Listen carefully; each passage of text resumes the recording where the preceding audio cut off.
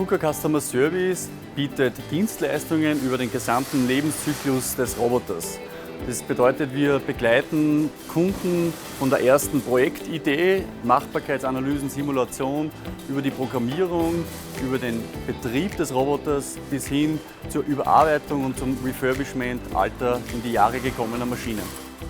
Seit der letzten Automatica haben wir unser Serviceportfolio vervollständigt mit 2 Schwerpunkten. Der erste Schwerpunkt im Bereich Setup und Programmierung, wo wir die Kunden unterstützen, durch unsere Programmierexperten einfach schneller im Projekt voranzukommen.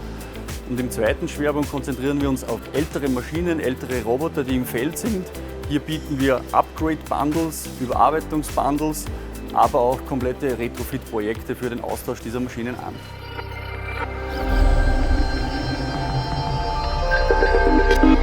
Industrial intelligence.